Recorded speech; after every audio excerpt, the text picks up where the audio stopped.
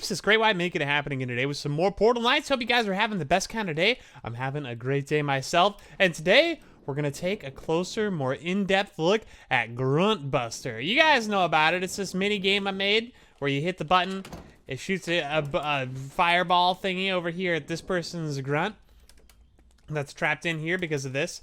And when you shoot it, it also closes the door underneath you. So that shot a ball over there, closes the door. You try and time it so that when the enemy shoots a fireball at you, you time it so that you can block their ball hitting you. And when you block it, it shoots a fireball over at them. That's the whole game. That's how it works. And yes, these guys are trapped in here by the hole to the ground, or to the end of the bottom of the building limit. I thought about that after the fact, so yes, this isn't 100% efficient. I didn't need to make this quite as deep as I did. The reason it's as deep as it is right now, it's 1, 2, 3, 4, 5, 6 blocks deep. 5 blocks deep. The only reason it is as deep as it is because I initially didn't think about doing this, so I was trying to place them further and further back so they wouldn't wander out, but they kept wandering out, and then I finally remembered we could just do this and keep them in place. So ideally, we could have made this 3 blocks shorter than it is. 3 blocks less deep, more shallow. Words.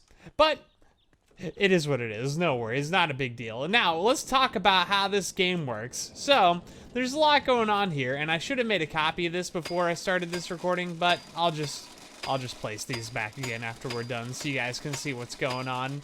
Let me break everything down real quick. Goodbye. Goodbye, blocks. Oh, I still haven't uploaded this to the Steam Workshop either. I've been kind of away from the computer a little bit lately, guys, so I'm sorry that I haven't had things taken care of like I normally would. We've been a little bit sporadic with our videos and stuff. I've just been kind of busy, I guess you could say.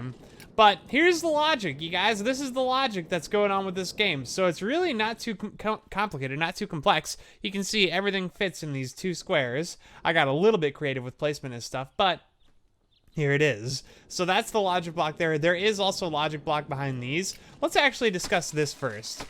So there is logic under here. Let's talk about the logic that is under here. So we have this first. This is our button press. So if we look at this, the button press length is 2 seconds. So this button, when it gets pressed, it sends a signal into this delay. When this delay receives the signal, it waits 2 seconds and it sends it back into the button, which means when it gets pressed, it stays pressed for 2 seconds and then it pops back up. That's what that first delay does. Now this second delay, what this is we created a little bit of a, it's not an SR latch. It's like, I made a video about it. It's how you turn a constant pulse into just a short pulse. So if there's a constant signal going into something, it turns it into just a quick short pulse. Well, we use that to take that 2-second pulse from the button, so we can see the button leads into this, and it leads into this. So we took both this NOT gate from the button and we took this delay from the button and sent them into this NOR gate. And we did a 1-second delay for this delay. So basically what that means is that when the button gets pressed now, we send a signal in here and this will stay pressed for 1 whole second because this delay length is 1 second. And then we took the signal from this NOR gate, and we put it into a NOT gate so that the NOT gate goes into this door, right? That same NOT gate I just picked up goes into the door. The reason we did a NOT gate there is because if we didn't do a NOT gate, the door would always be closed, and then when we press the button, it would open for 1 second, and then it would close again. I wanted the opposite of that. So when you want the opposite of something, if you want to, what would be called invert the signal, you simply use a NOT gate, and the NOT gate will take what you want to do and do the opposite of it. So this will open the door, or excuse me, rather close the door when we press the button for 1 second, and then it'll come open again, and this will still be pressed for 1 more whole second before it pops back up because this delay has 2 seconds versus the 1 second on this one. So pretty easy, pretty straightforward stuff. And then what I ended up doing is I wanted to make it so that these lights on either side of the door turn off when the grunt dies.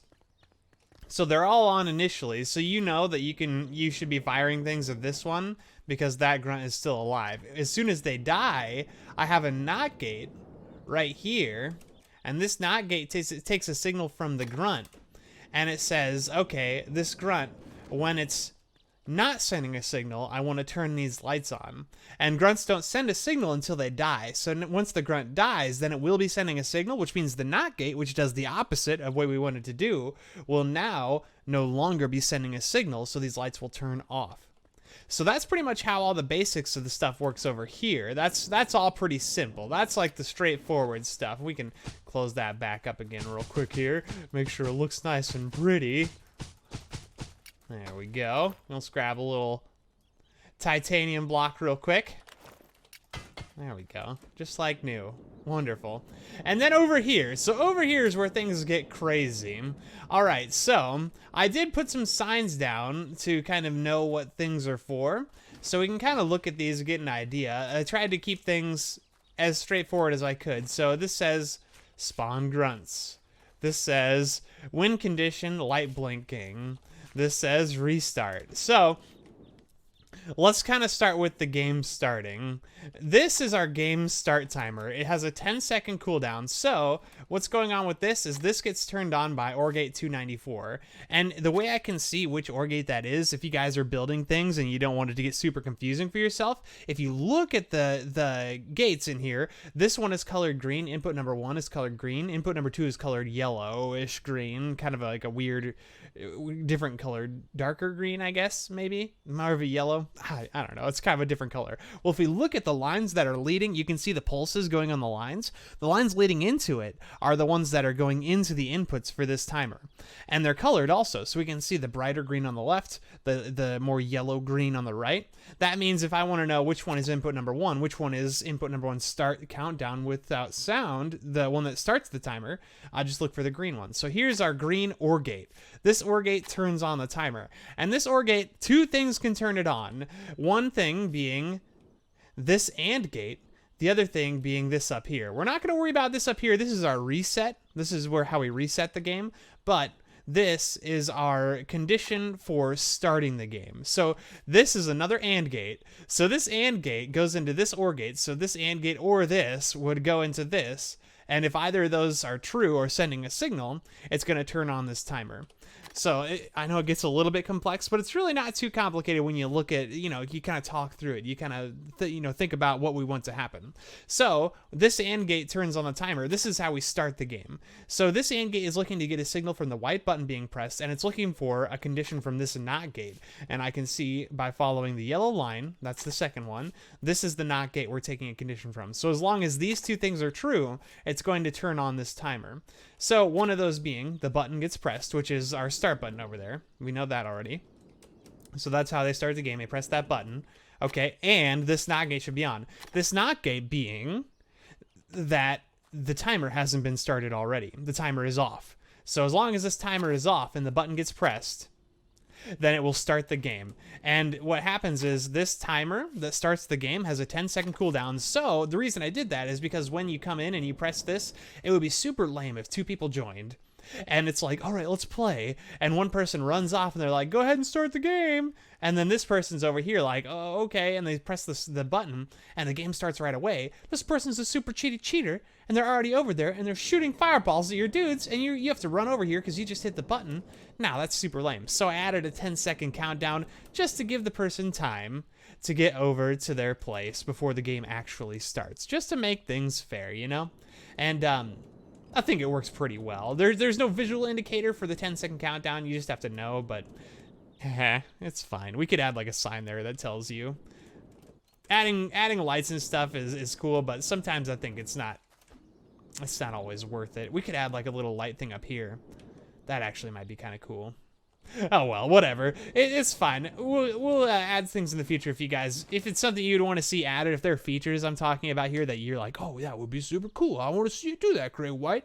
I could do it. We could do it. We can make it happen. It's just it's not always 100% worth the time for the result you get, I guess. But we press this button, 10-second cooldown, then the game starts. And what does this timer do? This timer, it turns on all of the grunts. It turns all the grunts on. That's what it does. So this timer, if we get a connection from this, we can see. If we come over to our grunts and I highlight him, we can see that timer is what turns that grunt on. So that's how the game starts. We press that button, 10-second countdown, the grunts get spawned. Once the grunts are spawned, you're good to go, you're playing. And we already know when these lights turn off, that grunt's dead. But we also have this point counter over here. This point counter, oh, you know what I forgot to mention. Can we pause for 1 second and backtrack actually to almost the very beginning of this? When I press this button, I forgot to tell you guys, when I press this button, we discussed the door closing, right?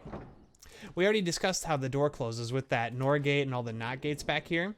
What I didn't tell you is how that shoots. There's a 2-second amount of time that the button is pressed, right?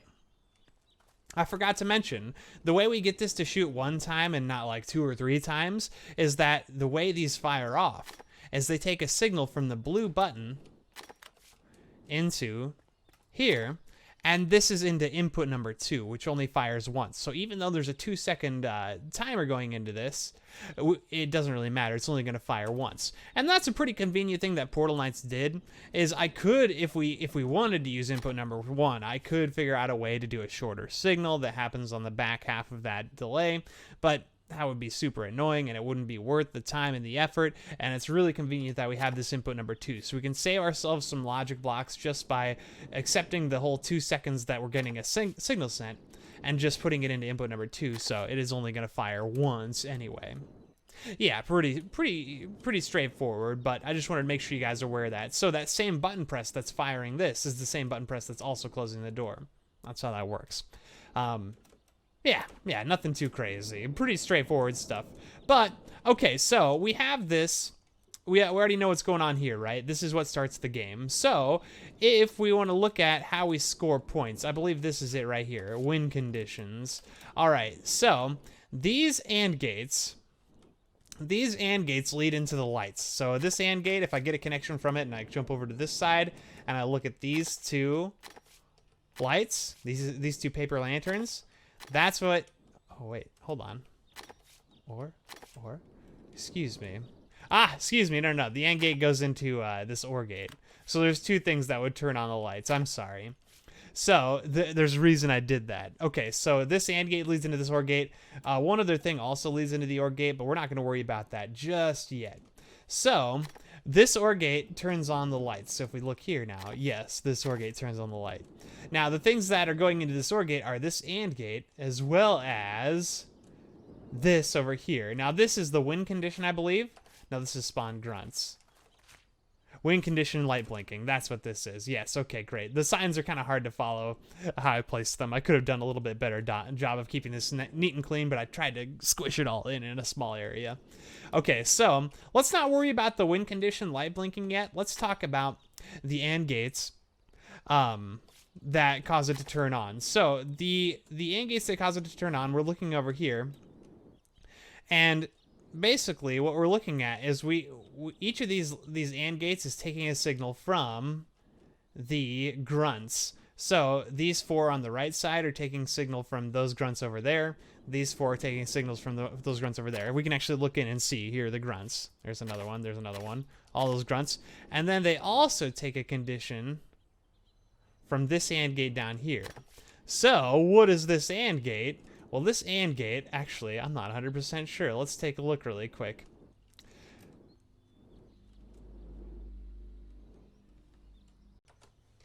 I got it. Excuse me.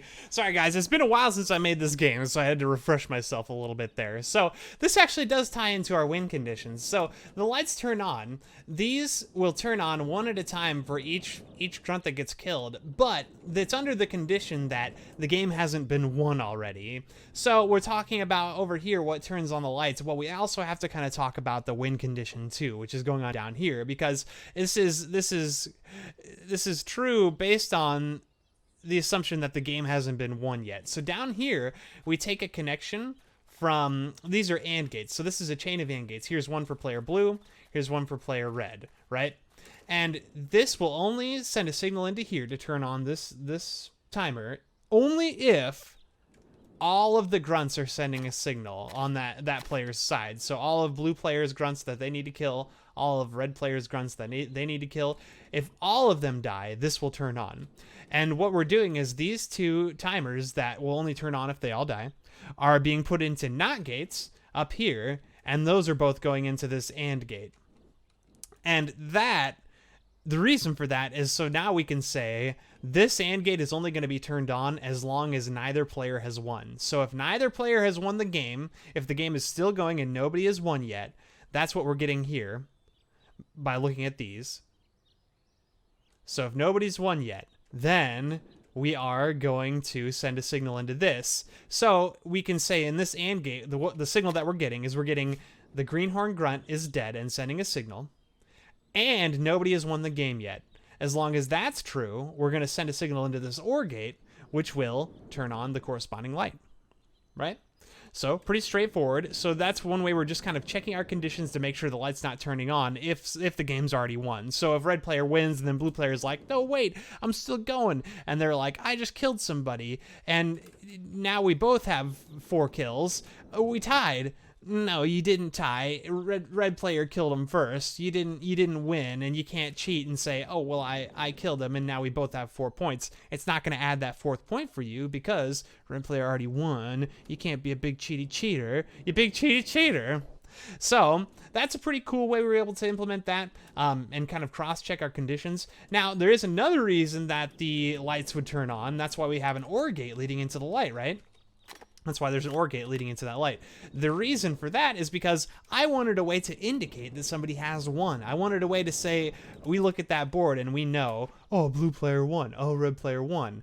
And the way I did that is I made it so that the 4 lights, once all 4 of them have been turned on, and you've won now, they start to blink that player's color.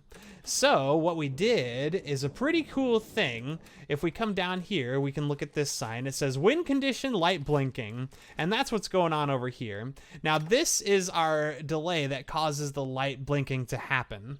This is what causes the lights to actually blink. This is a delay with nothing leading into it. The input number 1, the only input it has, we don't put anything into it. And then what we do is we put it to whatever interval we want it to blink at. So I could actually show you right now, if we took a torch, for example, and we threw that torch on top of this delay, and I hooked this delay up to the torch, it blinks. It does blink to the interval that we want it to. Also, somebody outside my apartment now decided to mow their lawn at just the most inconvenient time, so I'm very sorry if it gets noisy. Now, that light is blinking at the interval that we want it to. Now, what we needed to do is we needed to say, okay, I don't want these lights to blink all the time. I want them to blink at a certain interval, at a certain amount of time, only when certain conditions are met, and that's why we use these AND gates. So this light is sending a signal every 1 second, well, every 2 seconds, on and off is 2 seconds total, into these AND gates. And these AND gates are looking at conditions saying that, well, we can follow the lines here. You guys see the yellow line coming from over here. That yellow line is showing that, well, one of the players has won the game because that timer is on. So if blue player has won the game and we're getting a signal from this delay, then we're going to send that signal up into this OR gate. So that's the other thing that's going to this OR gate. And then the other one is for red player, obviously. Goes up there, and that starts blinking red player if those are true. So if blue player has won, this condition is met. I'm pointing at my screen like you guys can see me. Over to your right, you can see that yellow timer is on, and then every 1 second, and then every other second, I should say, that delay is blinking, meaning that condition is met. That AND gate is true every other second, which is causing the blinking to happen, right? And I'm sorry if I'm over-explaining. I just want to be thorough so you guys understand what's going on, because this is, I don't think it's a big secret. This is a pretty cool thing you can make in Portal Knights. It's pretty awesome, and I would love to see other people make cool things like this too. I don't want to be the only guy doing this kind of stuff. I want to make sure you guys know how it works so I can see your cool creations. Cool. So that condition is met. We're good to go there. Now, excuse me, I'm trying to gather my thoughts here and make sure I'm telling you guys the right things. So we've discussed that. We've started the game. One thing to keep in mind is that I didn't want a player to be able to, so kind of going back to our old scenario we were talking about a moment ago, red player wins and then blue player kills the fourth grunt, and they're like, oh, we tied, even though blue player, you didn't kill the 4th grunt in time, red player clearly won. Well, the way I fixed that, the way I made it so that wouldn't be an issue, is these timers that turn on, that cause the player to win, right? So when this is on, we know blue player won, this is on red player won. The way I kind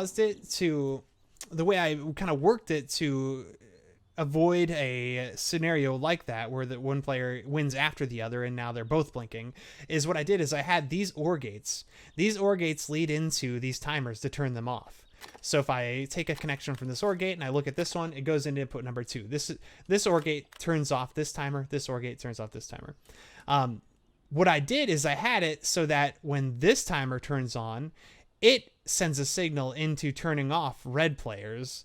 When red player turns on, it sends a signal into turning off blue players. And if you guys don't know this already about timers, when a signal is constantly going into turning off a timer, it's not going to turn on. It won't turn on because as soon as that 1 second countdown starts to turn on the timer, it won't send a signal to that 1 second countdown is over. But if you send a signal to restart it before the 1 second countdown finishes, it will never send a signal. It will reset before that signal is sent. So by doing this, we can cause it so that as soon as blue player wins, red player can't win anymore. Red player cannot win the game. It's not possible. So that's one way we were able to kind of fix that issue of potentially having big cheaty cheaters. Pretty cool stuff. It's a pretty cool, easy solution. It gets me so excited. I love this stuff. It's so fun. Now, what do we have going on over here? I forgot already. Restart. That's right. Okay, so we've done the win condition with the light blinking. Lawnmower outside my house, so loud. We have the win condition. We have starting the game. Restarting the game is probably something worth discussing. Okay, cool. So the way we did restarting the game, guys, I thought about this. So when the game is played, if you play once and you want to play again, I didn't want people to have to load the game in again. I didn't want people to have to leave the map and then come back into it. So I kind of worked up a solution for that. Wow, that lawnmower is so loud. They're right outside my window. It's unreal. Okay, so I wanted to make it so that people didn't have to reload the map, but let's think through this. Say you play a game, blue player wins, now red player has 2 grunts left and they've both been hit a bunch of times and they're pretty low on health, right? If we restart the game and the timer turns off and turns back on again, sure, the dead grunts will spawn again. We already know that's true, but those grunts that aren't already dead, they will actually not respawn. They won't gain health back again. They'll still be almost dead. And that's a problem because then the player that lost has an advantage, which you could argue is like, oh, maybe it's like a handicap and it's like a continuous kind of game, you know, best out of 5 matches, but it's like carries over. Now, that's lame. That's lame. Let's start on equal footing for every match. So to make it so that players could play over and over again without having to reload the map, what I did is I put these firewalks underneath the grunts. These firewalks, the grunts can't stand anywhere but on these firewalks, or they can jump off the edge, but they won't do that because their AI pathfinding won't let them do it. So by having them stand on these firewalks, what I can do is I can have something that checks to see that all the grunts are dead. I believe, let's see. Bear with me just a second. There we go. There it is. Okay, cool, right here. So these check to see that the grunts have been killed, and they lead into here. And we talked about this, we used this. Oh no, we didn't use this before. So checking to see that all the grunts, and I mean all of them, I mean all of red players and all blue players' grunts are dead, that's what this AND gate looks for. And what we do is we say, when the button gets pressed, we already know it'll start the game if this timer is not already on. But what happens if this button gets pressed and the timer is already on? That's an interesting question. So let's look at this right here. So here we're looking for the button got pressed. We're looking for this timer. You see the green line leading into it. Let's looking to see that timer is on, and we're looking to see that right here, all these enemies are dead, but there's a not gate. And we're looking to see that all the enemies are not dead. So what we can see here is that if the start button gets pressed, the game start timer is on, and there are still enemies alive. That's what we're looking for here. And what that does is it sends a signal up into this timer. Now, this is where it gets super cool. So this timer gets turned on. And when this timer is on, this timer is actually sending a signal into the firewalks.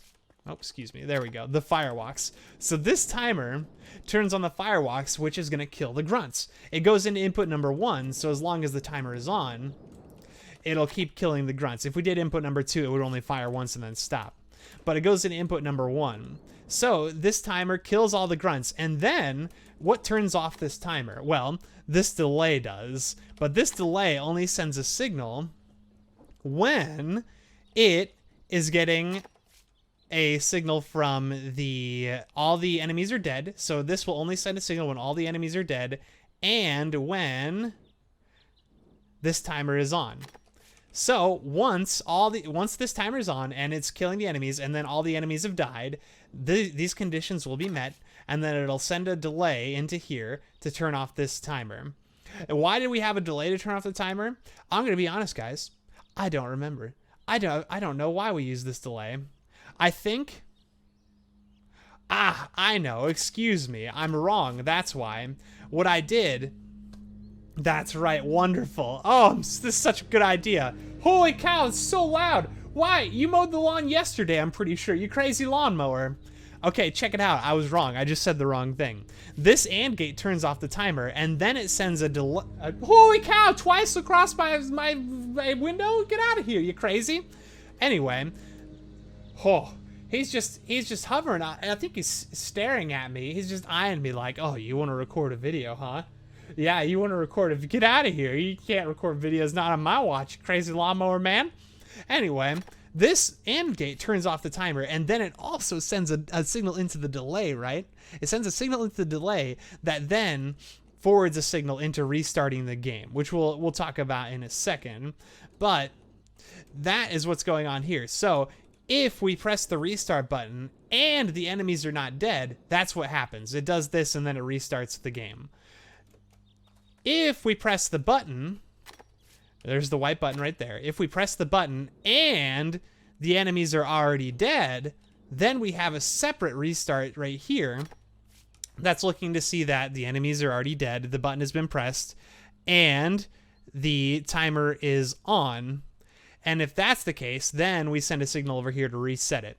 Now, with resetting it, both these things go to the same place, right? So they're both restarting the game. And the way that restarting the game works is that when we go to restart the game, this OR gate will take a connection from both of those AND gates, this one and this one will actually send a signal to turn off the win conditions. So it'll turn off the things that say this player's won. So it'll reset the timer that got turned on when all the grunts were dead. And it will also turn off this timer. It'll turn off this timer that starts the game, right? Now, this is controlled by the button being pressed. Here's a pretty cool thing that works because of just the way logic blocks work, is that when these conditions are met to restart the game, if all the grunts are dead and somebody has won, that button press is, I believe, 0.5 seconds. Let me check. I put the delay underneath here. Yes, it's a 0.5 second delay. When you press that button and the game gets reset, that button press is so long that these conditions here and these conditions here to reset the game, if the enemies are not dead or if the enemies are dead, those get met right away. They're immediate. There's no pause between those conditions being met. So the cool thing is that when you do this, the conditions, holy cow, God, get out of here, mow a different lawn, find a new lawn to mow. When those conditions get met, because that button press is so long, it resets all this stuff to start the game, and it also, holy cow, go somewhere else. Holy cow, it also starts the game again. Because the button press is longer than, like a fraction of a second. Technically, it is a fraction of a second. That was a silly thing to say. But because it's longer than, a millionth of a second, longer than the clock in the game that looks at like when things happen. Because of that, it resets the game and starts the game again. So with a single button press, we can restart the whole entire game. Now, one thing I'm not sure about, and I actually need to think through with you guys really quick, is that if the enemies are not dead, I believe that's this one. So we see here that the enemies are not dead. We send a condition into here. It turns this on. This gets turned off. And then this sends a signal to reset the timer.